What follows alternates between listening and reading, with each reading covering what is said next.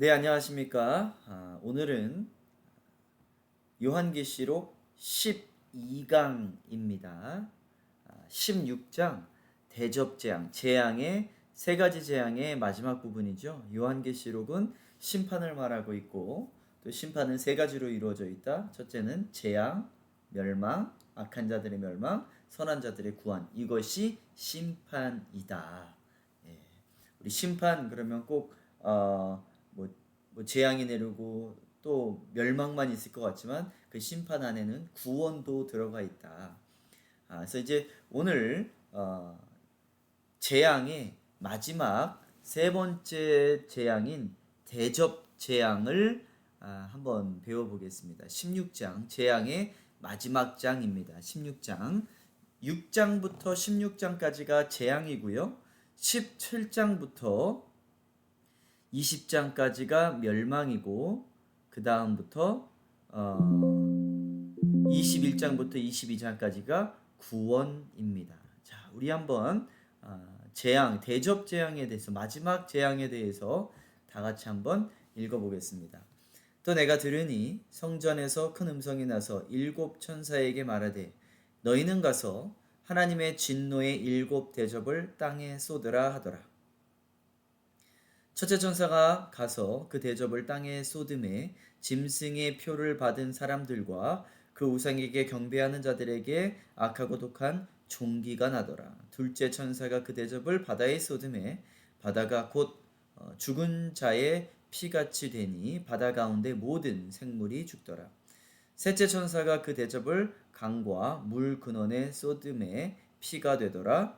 내가 들으니 물을 차지한 천사가 이르되 전에도 계셨고 지금도 계신 거룩하신 이여 어떻게 심판하신 이렇게 심판하시니 의로우시도다.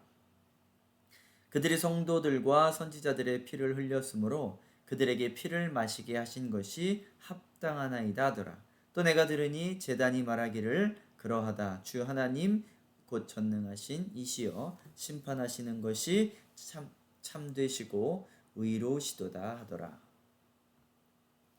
넷째 천사가 그 대접을 해에 쏟음에 해가 권세를 받아 불로 사람을 태우니 사람들이 크게 태움에 태워진지라. 이 재앙들을 행하는 권세를 가지신 하나님의 이름을 비방하며 또 회개하지 아니하고 주께 영광을 돌리지 아니하더라. 또 다섯째 천사가 그 대접을 짐승의 왕좌에 쏟으니 그 나라가 곧 어두워지며 사람들이 아파서 자기 혀를 깨물고 아픈 것과 종기로 말미암아 하늘에 하나님을 비방하고 그들의 행위를 회개하지 아니하더라. 또 여섯째 천사가 그 대접을 큰 강 유브라데에 쏟음에 강물이 말라서 동방에서 오는 왕들의 길이 예비되었더라. 또 내가 봄에 개구리 같은 새 더러운 영이 용과 입과 짐승의 입과 거짓 선지자의 입에서 나오니 그들은 귀신의 영이라 이적을 행하여 온 천하 왕들에게 가서 하나님 곧 전능하신 이의 큰 날에 있을 전쟁을 위하여 그들을 모으더라. 보라, 내가 도둑같이 오리니 누구든지 깨어 자기 옷을 지켜 벌거벗지 아니하며 자기의 부끄러움을 보이지 아니하는 자는 복이 있도다. 새 영이 히브리어로 아마겟돈이라 하는 곳으로 왕들이 모이더라. 일곱째 천사가 그 대접을 공중에 쏟음에 큰 음성이 성전에서 보좌로부터 나서 이르되 되었다 하시니 번개와 음성과 우레소리가 있고 또 큰 지진이 있어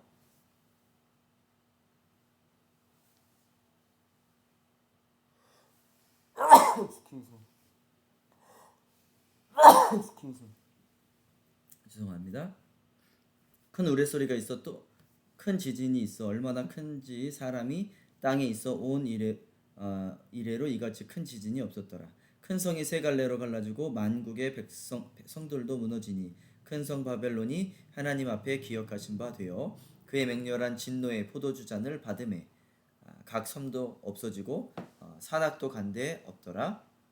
또 무게가 한 달란트나 되는 큰 우박이 하늘로부터 사람에게 내림에 사람들이 그 우박의 재앙 때문에 하나님을 비방하니 그 재앙이 심히 크미러라. 자, 이제 마지막 재앙이 쏟아집니다. 대접 재앙이 쏟아집니다. 대접 재앙을 이렇게 종합해 보니까 땅에 첫 번째 대접이 땅에 쏟아지는데 666 받은 사람들이 우상 숭배한 자들이 독종에 걸립니다. 이게 이제 첫 번째 대접 재앙의 첫 번째 대접이고요. 두 번째 대접은 둘째 천사가 그 두 번째 대접을 바다에 쏟습니다. 그러니까 바다 생물들이 죽고 바닷물에 피가 되어졌더라라고 설명이 되어집니다. 그러면서 모든 바다 생물이 죽게 되었다라고 나옵니다. 세 번째 천사가 세 번째 대접을 강과 물에 쏟으니 또 물이 피가 되더라. 이게 이제 그 출애굽기에 나오는 그 재앙들과도 비슷하지요. 자, 그 다음에 네 번째, 잠시만요. 자, 이제 셋째 천사가 이제 강과 물에 대접을 쏟죠. 그래서 물이 피가 되어집니다. 5절, 7절에 보면 물을 관리하는 천사가 이렇게 심판하시는 하나님은 공의롭고 정의롭다고 외칩니다. 왜냐하면 지금까지 흘린 선한 성도들과 선지자들의 핏값이기 때문이다 라고 말을 하죠. 안 믿는 자들은 어떻게 하나님이 죽일 수 있냐고 하지만 하나님께서는 공의롭고 정의로우신 하나님이십니다. 그래서 히브리서 12장 22절에서는 악한 자들에게 경고를 하죠. 뭐라고 경고를 하냐? 히브리서 12장 22절에 보면 너희가 이른 곳은 시온산과 살아계신 하나님의 도성인 하늘의 예루살렘과 천만 천사와 하늘에 기록된 장자들의 모임과 교회와 만민의 심판자이신 하나님과 및 온전하게 된 의인의 영들과 새 언약의 중보자이신 예수와 및 아벨의 피보다 더 나은 것을 말하는 뿌린 피니라. 너희는 삼가 말씀하신 이를 거역하지 말라. 땅에서 경고하신 이를 거역한 그들이 피하지 못하였거든. 하물며 하늘로부터 경고하신 이를 배반하는 우리일까 보느냐. 그때에는 그 소리가 땅을 진동하였거니와 이제는 약속하여 이르시되 내가 또 한 번 땅만 아니라 하늘도 진동하리라 하셨느니라. 이게 히브리서 12장 22절이 악한 자들에게 마지막 때를 경고하는 말씀입니다. 누가복음 11장 47절에서는 악한 자들에게 마지막 때에 뭐라고 경고하냐면 이렇게 말씀하십니다. 화 있을진저 너희는 선지자들의 무덤을 만드는도다. 그들을 죽인 자도 너희 조상들도 이와 같이 그들은 죽이고 너희는 무덤을 만드니 너희가 너희 조상의 행한 일에 증인이 되어 옳게 여기는도다. 그러므로 하나님의 지혜가 일렀을 때 내가 선지자와 사도들을 그들에게 보내리니 그 중에서 더러는 죽이며 또 박해하리라 하였느니라. 창세 이후로 흘린 모든 선지자의 피를 이 세대가 담당하되 곧 아벨로부터 제단과 성전 사이에서 죽임을 당한 사가랴의 피까지 하리라. 내가 너희에게 이르노니 과연 이 세대가 담당하리라. 화 있을진저 너희 율법 교사여 너희가 지식의 열쇠를 가져가서 너희도 들어가지 않고 또 들어가고자 하는 자도 막았느니라 하시느니라.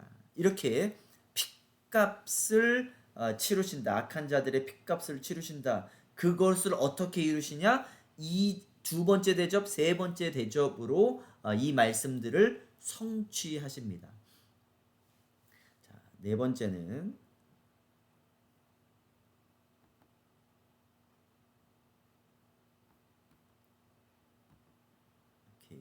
자, 네 번째는 이제 네 번째 천사가 네 번째 대접을 해에 쏟습니다. 그리고 불로 사람을 태우시죠. 이제 뜨거운 온난화가 이제 시작이 되어질 것을 우리가 예상할 수 있겠죠. 대상은 사람들입니다. 하나님의 이름을 비방하고 회개하지 않는 사람들, 주님께 영광을 돌리지 않는 사람들, 주님께 영광을 돌리지 않아서 죽었던 사람이 또 대표적인 게 사도행전 12장에 보면 헤롯이 벌레 먹어서 죽는데 이유가 하나님께 영광을 돌리지 않았더라. 또 다니엘서에 보면 느부갓네살 왕이 하나님께 영광을 돌리지 않아서 몇 년 동안 7년 동안 미치광이가 되어지죠. 그래서 뭐 머리를 풀러 헤치고 그리고 잔디를 소처럼 뜯어먹고 뭐지 그렇게 미치광이 삶을 7년 동안 살지요. 주님께 영광을 돌리지 않았기 때문에. 자, 예레미야 36장 24절에 보면 두루마리를 태우고 왕과 신하가 회개하지 않고 옷을 찢지 않았다. 뭐 이렇게 나옵니다. 그렇습니다. 자, 다섯 번째 천사가 다섯 번째 대접을 짐승의 왕좌에 쏟습니다. 그러니까 그렇게 되니까 어떻게 되어지냐면 이 세상이 어두워지고 사람들이 아파하더라. 사람들이 아프고 종기가 납니다. 하나님을 비방하고 또 회개하지 않습니다. 끝까지 하나님을 비방하고 회개하지 않습니다. 그것이 안 믿는 자들이 행하는 일들이죠. 자, 마지막 재앙 후에는 끝입니다. 더 이상 회개하지 않는 자들에게는 기회가 없습니다. 그러니까 지금 다섯 번째 대접, 다섯 번째 재앙도 스틸 뭐가 있어요? 회개할 수 있는 기회가 있다라는 의미입니다. 일곱 번째, 아니 뭐 더 주시죠. 일곱 번은 하나님께서 인간들에게 충분히 주신 시간을 이야기합니다. 7은 완전한 숫자지요.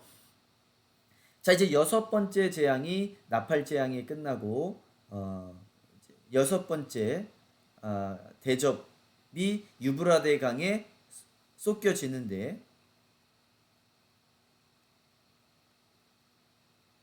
강이 말라버려요. 그리고 아마겟돈의 전쟁을 위해서 모일 왕들이 길을 예비하게 됩니다. 자, 그걸 조금 이따가 또 보여드리겠습니다. 근데 그 다섯 번째 대접에서 그 여섯 번째 나팔 재앙이 끝나고 나서 용과 두 짐승이 나오잖아요. 그래서 그 부분과 같은 부분입니다. 나팔 재앙과 대접 재앙은 같지만 이제 같은 부분들이 굉장히 많아요. 그 부분을 조금 이따가 해드리겠습니다.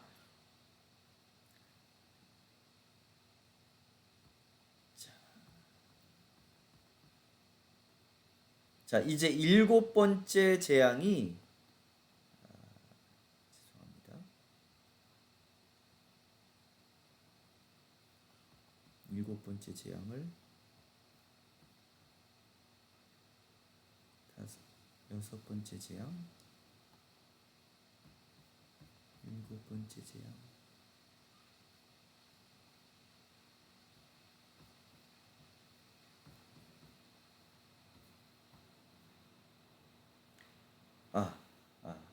있습니다. 자, 일곱 번째 천사가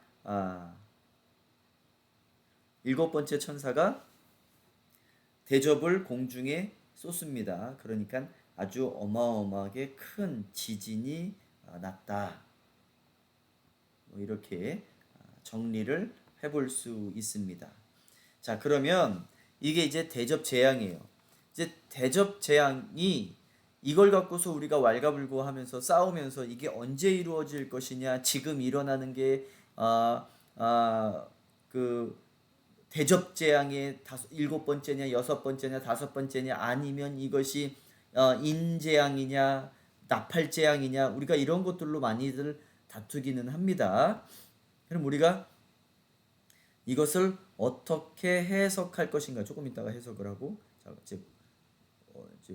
그 다음에 그 전에 우리가 무엇을 좀 알아봐야 되냐면 이 계시록 안에 네 가지의 전쟁이 나옵니다.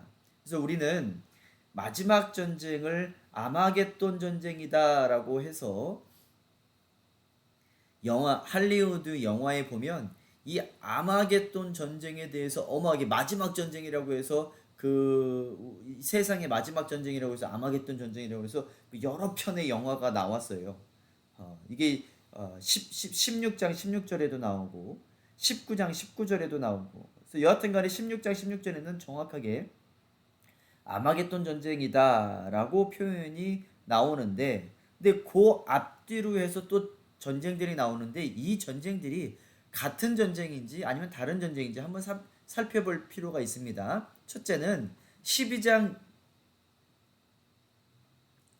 7절에 보면 하늘에서 전쟁이 일어났다라고 합니다. 하늘에서 전쟁이 일어났다. 그것은 우리랑은 조금 상관이 없는, 그렇지만 전혀 상관이 없지는 않습니다. 제가 좀 이따가 설명을 해드리는데, 자, 하늘에서 전쟁이 미가엘과 그 루시퍼가 하나님의 그 전쟁하는 대장 천사가 있죠. 그 천사가 미가엘입니다. 그 미가엘이 누구랑 붙냐? 이제 루시퍼랑 이제 붙습니다. 용 또는 옛뱀이 붙습니다. 그래서 그것을 우리가 하늘 전쟁, 우리가 말하는 것이 아니라 성경에서 하늘에서 전쟁이 일어난다. 근데 우리랑 전혀 상관이 없냐? 우리가 기도할 때에 뒤에서 영적으로 싸우는 것은 미가엘과 용이다. 우리가 언제 알 수 있냐면 다니엘이 기도할 때에 21일 기도를 하죠. 그리고 그거에 대한 응답을 주기 위해서 천사가 내려오는데 그 마귀가 막지요. 그래서 미가엘 천사장이 와서 나를 도와줘서 내가 거기서 풀려나서 다니엘 너에게 올 수 있었다. 그러니까 다니엘이 기도할 때 위에서 영적 전쟁은 계속해서 이루어진다. 우리가 기도할 때 특별히 저는 담임 목회도 하고 있으니까 새벽 기도 때 우리 교인들을 위해서, 우리 교회를 위해서 기도하는 우리 교인들 한 사람 한 사람 이름을 불러가면서 오늘 하루도 마귀의 유혹에 넘어가지 않고 또 우리의 자녀들이 마귀에게 빼앗기지 않게 하게 하여 주시옵소서. 그리고 마라나타 주 예수여 어서 오시옵소서. 이 세상을 빨리 심판하여 주시옵시고 악한 자들은 멸망시켜 주시옵시고 선한 자들은 구원하여 주시. 이것들이 기도로 올라가는 거예요. 그래서 이것들이 대접으로 쏟겨지는 겁니다. 그때 심판이 이루어지는 거예요. 우리의 기도가 많이 찾았을 때 이게 하늘 전쟁이다. 두 번째는 13장 7절에 보면 짐승의 전쟁이 있어요. 짐승과의 전쟁. 13장 7절에 보면 두 짐승과 성도들이 싸우게 됩니다. 이것 또한 탱크를 갖다 놓고 미사일을 갖다 놓고서 이 짐승의 세력과 성도의 세력이 그렇게 싸우는 게 아니고 우리의 싸움은 혈과 육이 아니요라고 합니다.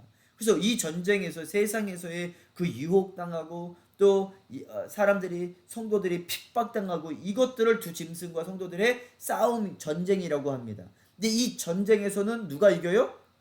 짐승이 이겨요. 성도들이 집니다. 그러나 겉모습으로는 지지만 우리는 영적으로는 이겼다. 우리의 영과 혼은 천국에 들어간다. 자, 그 관점으로 이 아마겟돈 전쟁을 봐야 됩니다. 세상 왕들과 성도들이 싸운다. 그래서 두 짐승과 성도들이 싸운다. 세 번째 아마겟돈 전쟁 16장 16절에 세상 왕들과 성도들이 싸운다. 또 네 번째 20장 8절에 보면 세상 백성과 성도들이 싸운다. 뭐 이러한 내용들이 나와요. 과연 그러면 두 번째, 세 번째, 네 번째 전쟁들은 같은 전쟁일 것인지 다른 전쟁일 것인지 우리 한번 토론해서 이야기를 한번 나눠보겠습니다. 자, 그리고 우리 아까 전에 읽었던 부분에 이 굉장히 그 경제가 어려워진다라는 표현들이 나왔습니다. 근데 그 표현을 우리가 어떻게 해석을 해야 되냐? 지금 아, 이러한 뉴스들을 보면 지금 유럽들이 가난해진다. 뭐 미국이 오경에 빚이 있다. 여러분 이건 정말 위험한 상태입니다. 모든 세상이 돈에 빚지지 않은 사람이 없어요. 개인들도. 결국은 크레딧 그 빚에 잡혀 있는 사람들이 되어졌습니다. 제가 이 부분을 또 한번 나중에 한번 설명을 하고 싶은데 성경은 구약에서 아, 마귀를 뭐라고 표현을 하냐면 creditor라고 합니다. creditor라고 표현을 해요. 영어로 원어로 보면 3장에서 보면 하와가 선악과를 따먹고서 하나님께서 불렀을 때 하와가 하나님한테 이렇게 이야기를 합니다. 뱀이 나를 유혹했습니다. 그 원어로 보면 네쇼예요. 네쇼. 그가 나의 크레디터가 저놈이 나를 미혹하고 유혹했습니다. 화내고 하나님한테 화내고 그러는 표현이 아니라 그가 나의 크레디터가 되었습니다. 나는 데터가 되었습니다. 나는 그 사람이 채권자가 되고 나는 채무자가 되었습니다. 어떻게요? 나 이제 죽게 생겼습니다. 그럴 때 사단이 크레디터라고 합니다. 지금 전 세상의 돈을 다 꽉 잡고 있는 그런 또 그룹들이 있겠죠. 그리고 우리는 그 돈을 쫓고 있고, 그러니까 우리는 돈을 쫓으면 안 돼요. 우리는 하나님께서 주시는 데일리 그 브레드를 먹고 살고 감사하면 됩니다. 자, 이게 이렇게 물가가 어려워질 것이다 라는 내용도 계시록 6장 6절에서도 또 나오죠. 자, 이렇게 힘들어질 것이다. 자, 그리고 또 12절에서 보면 유브라데 강에 쏟으니까 이 유브라데 강이 물이 말랐더라 뭐 이렇게 나옵니다. 실제로 유브라데 강 사진을 보면 이렇게 말라가고 있다. 어마어마하게 말라가고 있다. 지금 거의 오실 때가 되신 것 같습니다.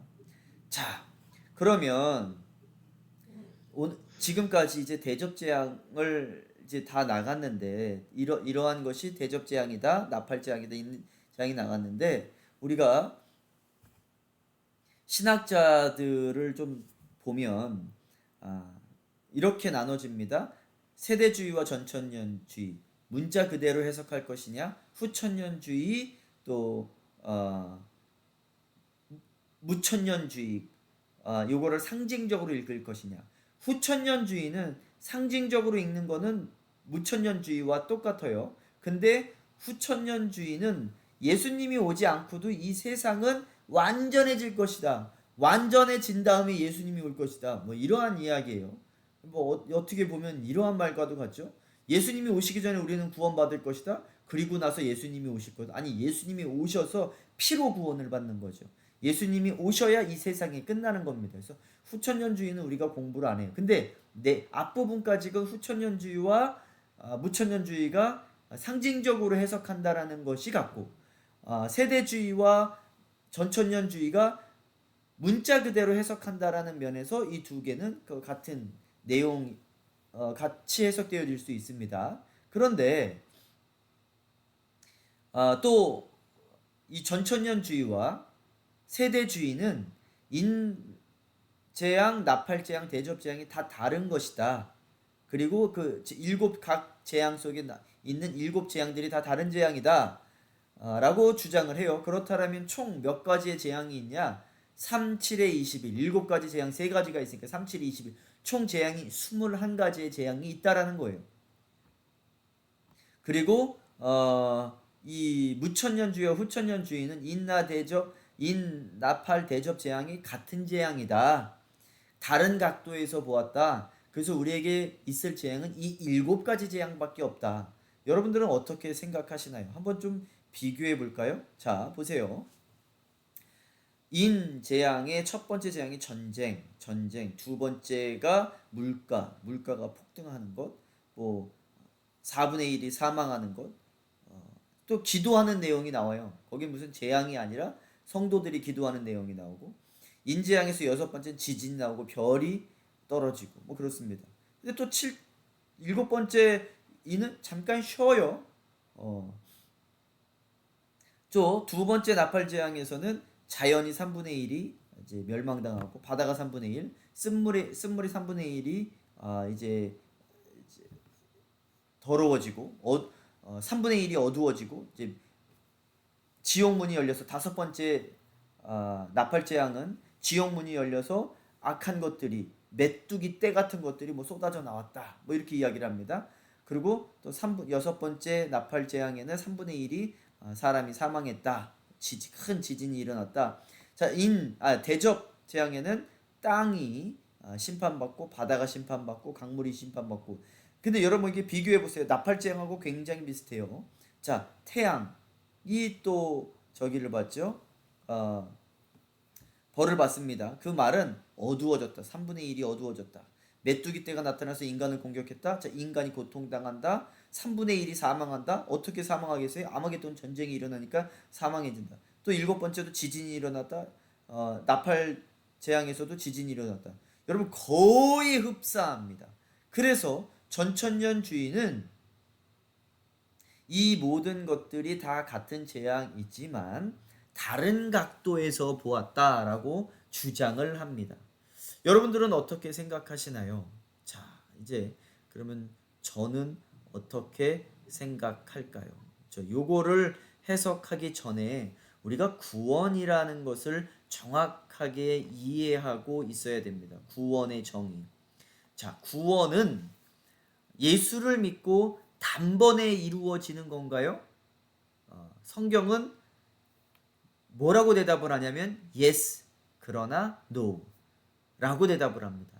구원은 단번에 이루어지지만 구원이라는 것은 매일매일 이루어지는 것을 구원이라고 합니다. 제가 자주 언급하고 주장을 하죠. 우리가 이것을 잘 모르고 있으면 구원파에 넘어가요. 몇 날 몇 시에 구원받았냐? 그게 중요한 게 아니에요. 구원은 계속해서 이루어져 가는 것입니다. 그래서 구원은 단번에 그리고 점진적으로 개인에서 이루어져서 공동체로 이루어집니다. 우리가 예수를 믿고 주 예수를 믿으라 그리하면 너와 무엇이 구원을 얻으리라? 너와 너 집이 구원을 얻으리라. 다시 말해서 공동체가 구원 얻는다. 구원은요 점진적으로 충만해져 가는 게 구원입니다. 그래서 절대 구원은 개인으로 끝나는 것이 아니라 공동체, 교회로 구원이 끝나고 이루어진다. 그래서 예수님이 오실 때에 누가 구원받는다? 개인이 구원받는 게 아니라 교회가 구원받는다. 교회가 굉장히 중요한 말씀입니다. 그래서 구원은 뭐와 같냐?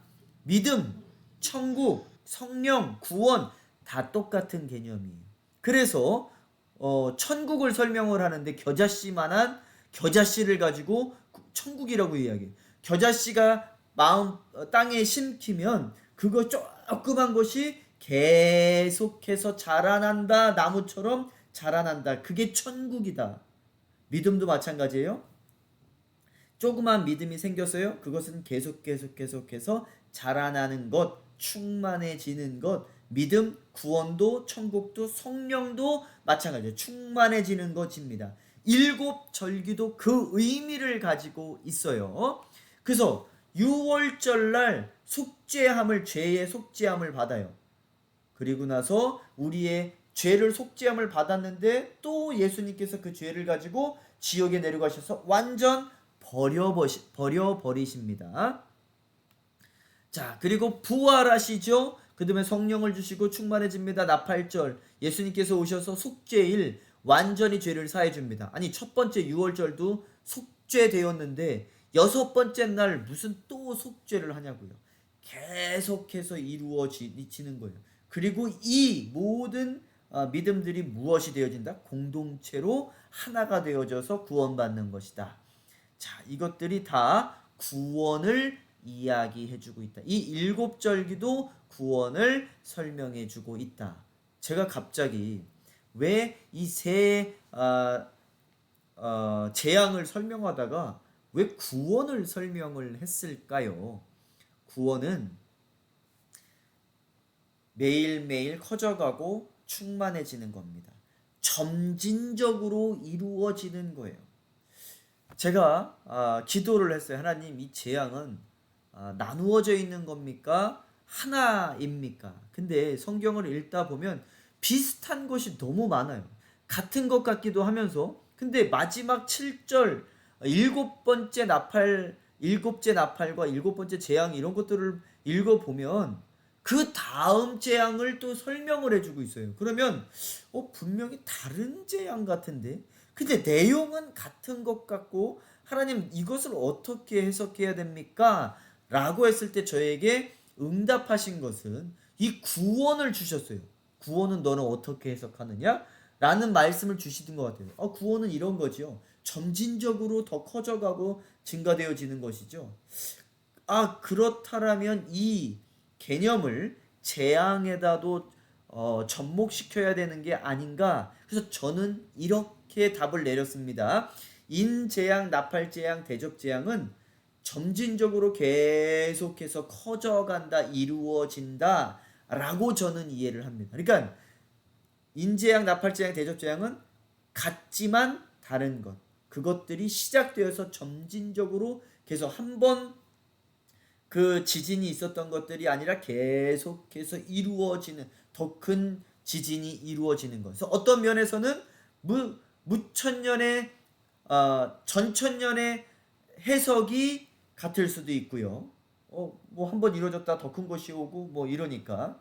그러나 그 모든 것들이 하나이다라고 설명을 할 때는 무천년에서 가까울 수도 있고, 저는 구원과 믿음과 천국 성령이 점진적으로 계속해서 성장하고 충만해지는 것처럼 재앙도 그런 식으로 이루어질 것이다 라고 저는 믿고 있습니다.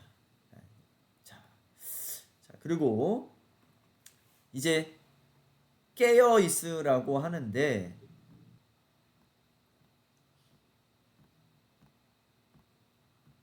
잠시만요. 자, 인재앙, 대접, 나팔, 대접재앙은 같은 재앙인가 다른 재앙인가? 저는 이렇게 설명을 해드렸습니다. 자, 두 번째 요한계시록 16장 15절에 보면, 보라 내가 도둑같이 오리니, 이 재앙이 중요한 것이 아니라 이 뒷절에 나와 있는 이 재앙을 우리는 어떻게 준비할 것이냐가 더 중요한 거예요. 그러니까 신학자들은 이 앞부분을 중요시 여기고, 목회자들, 목사님들은 이 뒷부분을 중요시 여깁니다. 우리가 어떻게 깨어서 지킬 것이냐, 자기 옷을 지킬 것이냐. 자, 어떻게 깨어 있는 것이 굉장히 중요합니다. 어떻게 깨어 있느냐? 성경은 성경으로 해석을 해야 된다. 우리 5장 8절에 보면 보세요. 그 두루마리를 취하심에 내 생물과 24장로들이 그 어린 양 앞에 엎드려 각각 검은고와 향이 가득한 금대접을 가졌으니 이 향은 성도의 기도들이라. 자, 이제 대접재앙이라고 하는 것은 무엇이냐? 그 대접이 쏟겨진대. 근데 대접에 무엇이 들었길래? 그 대접에는 우리의 기도가 올라가 있다라는 거예요. 그래서 매일매일 기도드리는, 우리 심판에 동참하고 그 백보자 심판에 동참할 수 있는 것은 우리가 기도한 만큼 동참을 하는 거, 심판에 동참을 하는 거. 그래서 매일매일 저는 새벽 기도 때 아침에 이 기도를 시작합니다. 하나님, 먼저 그 나라와 의를 구합니다. 당신의 나라가 이곳에 임할 수 있게 하시옵시고, 또 주님의 공의와 정의의 심판이 이르게 하여서 악한 자들이 심판받고 선한 자들이 구원받을 수 있게 하여 주시옵소서. 지금도 억울한 자들, 지금도 원통한 자들을 구원하여 주시옵시고 악한 자들을 하루속히 멸망시켜 주시옵소서. 이렇게 하나님 뜻에 맞는 기도를 합니다. 하나님 뜻에 맞는 기도를 나는 못하겠다. 주기도문 외우세요. 주기도문이 하늘의 기도입니다. 거기에 다 들어가 있습니다. 자, 이렇게 우리는 계속해서 기도해야 된다. 하나님께서는 하나님의 계획표를 짜놓으셨는데 이게 우리의 기도가 채워지지 않으면, 그러니까 우리가 동참하지 않으면 그건 자유의지로 맡겨놓으셨어요. 그러니까 하나님의 계획, 예정하신 것, 그것도 맞고, 우리가 자유의지로 기도해서 그 기도가 대접에 올라가는 것, 그것도 맞고, 이것도 버리지 말고 저것도 버리지 말고 항상 같이 가시기 바랍니다. 왜? 성경은 둘 다 언급하고 있기 때문에. 어떻게 깨어있냐? 기도로. 자, 8장 3절, 이건 5장 8절이었고요. 그 다음에 8장 3절에서 5절도 같은 내용이 있습니다. 또 다른 천사가 와서 제단 곁에 서서 금향로를 가지고 많은 향을 받았으니 이는 모든 성도의 기도와 합하여 보좌 앞 금제단에 드리고자 함이라. 향연이 성도의 기도와 함께 천사의 손으로부터 하나님 앞으로 올라가는지라. 천사가 향로를 가지고 제단에 불을 담아다가 땅에 쏟음에 우레와 음성과 번개와 지진이 나더라. 자, 그 대접에는 무엇이 섞여 있다? 기도가 섞여 있다. 자, 그렇다면 이 옷을 어떻게 지킬 수 있냐라는 겁니다. 이 옷을 깨끗이 지키라라고 하는데 뭘 어떻게 지키냐? 19장 7절에서 9절을 보면 이렇게 나옵니다. 우리가 즐거워하고 크게 기뻐하며 그에게 영광을 돌리세. 어린 양의 혼인 기약이 이르렀고 그의 아내가 자신을 준비하였으므로 그에게 빛나고 깨끗한 세마포 옷을 입도록 허락하셨으니 이 세마포 옷은 성도들의 옳은 행실이로다. 예. 행위 구원은 아니지만 우리가 예수님을 믿으면 우리의 행위는 바꿔야 됩니다. 우리가 보는 것, 말하는 것, 간혹 제가 지난번에 누구와 또 이렇게 이야기를 하는데 세상적인 그 여성 비하하는 그런 표현을 쓰시고 남성을 비하하는 그런 단어들을 세상에서 쓰는 웃자고 하는 그러한 이야기들을 교회에서도 하는 것을 들었는데, 여러분 우리는 말하는 그 자체도 바뀌어야 되고 약속도 지켜야 되고 또 거룩한 것에 우리는 몸부림도 쳐야 됩니다.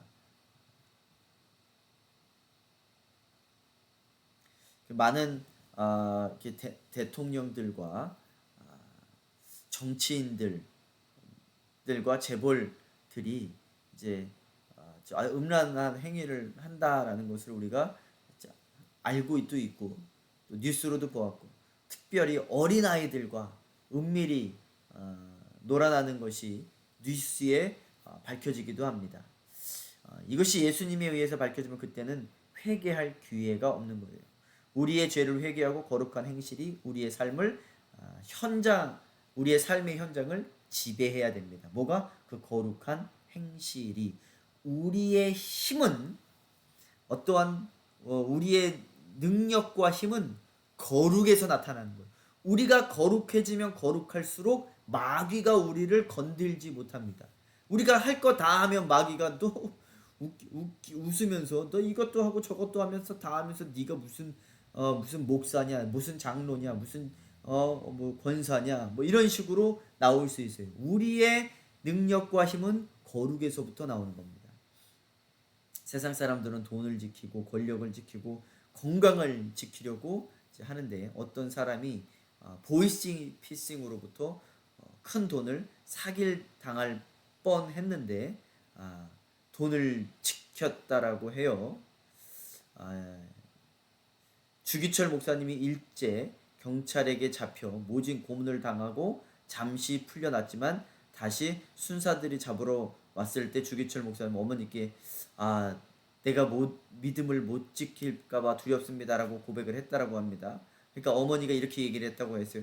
가서 내 믿음을 지키라 라고 했대요. 우리는 무엇을 지켜야 됩니까? 믿음을 지키고 거룩함을 지키고 항상 기도하면서 나아갈 때 하나님께서 또 그거에 맞는 또 응답을 또 주시기도 하시고 합니다. 자, 아까 전에도 말씀드렸듯이 상징적인 해석은 다 이제 마칩니다. 상징적인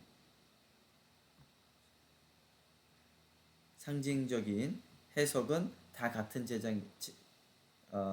재앙이라고 주장하고, 문자적인 해석은 다른 재앙이라고 하는데 저는 점진적으로 성취되어지는 것이다 라고 주장을 한다라고 말씀을 드립니다. 자, 이제 오늘까지 지금까지 16장 재앙을 마쳤습니다. 이제부터는 무엇이 들어가냐면 재앙이 끝나고 아직까지도 회개할 기회가 있어요. 그런데 이제부터는 멸망이 들어갑니다. 지금까지는 우리 그리스도인들도 그 모든 재앙을 다 당하고 죽기도 하고 그러면서 성경은 뭐라고 하냐면 끝까지 너희들의 믿음을 지키라 라고 하죠. 그래서 우리는 끝까지 믿음을 지켜야 됩니다. 이제부터는 멸망이 들어가는데 누구의 멸망이다? 악한 자들의 멸망이 시작되어진다. 세 부류로 나눠져요. 그 멸망이. 그래서 17, 18장이 같은 부류, 19장이 또 다른 부류, 그 다음에 20장이 마지막 사단의 멸망이 들어갑니다. 자, 오늘 16장 모든 재앙을 마쳤습니다. 수고하셨습니다. 다음 시간에 17장에 들어가겠습니다.